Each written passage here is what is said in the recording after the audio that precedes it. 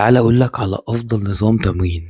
النظام اللي هيغير مستواك في الجيم 180 درجة. افضل نظام تمرين من وجهة نظري هو نظام الفول بادي، وده مش عشان هو الافضل في البناء العضلي بس، لان ده ممكن تحققه باي نظام لو بتتمرن بشدة مظبوطة وبتاكل كويس مع الاستمرارية. الفكرة ان نظام الفول بادي بيحل اكبر مشكلة بتواجه الناس لما بتبتدي تروح الجيم، وهو الالتزام والاستمرارية، بسبب ان معظم الانظمة بتجبرك انك تتمرن 4 أو 5 أو حتى 6 ايام، وده بيخلي معظم الناس ما تلتزمش لفترة طويلة، واول ما تتضغط سواء شغل او دراسة بتنفض فورا للجيم. لكن مع نظام الفول بادي انت ممكن تتمرن من اول يومين بس في الاسبوع وتحقق نتائج كويسة جدا، خاصة لو انت مبتدئ في الجيم. ولو انت راجل متمرس وبتتمرن بقالك فتره ممكن تحافظ باليومين دول على مستواك لحد ما امورك تظبط وترجع تتمرن تاني 3 أو 4 أو 5 ايام. ولو وقتك يسمح من الاول ممكن تتمرن 3 أو 4 ايام، وده كافي جدا انك تبني عضلات وتعلي مستواك في الاوزان، لانك بتحقق مبدا قوي جدا من مبادئ البناء العضلي، وهو التردد، بانك بتتمرن كل مجموعه عضليه اكتر من مره في الاسبوع. كمان لو طبقت معاها انك تركز في شده التمرين، كده انت قفلت معادله البناء العضلي. وما تخافش من الاستشفاء العضلي، انت لو بتتمرن بشده مناسبه مش محتاج 48 ولا حتى 24 ساعه عشان تمرن نفس العضله تاني، طول ما سورنس العضلات او وجع التمرين اللي فات طبيعي وقادر تحرك العضله اللي مرنتها بسهوله. علشان كده التركية الوحيده في نظام الفول بادي هو تظبيط شده التمرين مع توزيع التمرين. واخيرا لو محتاج نظام للفول بادي اكتب لي في الكومنتات فول بادي وهبعت لك الجدول على الخاص.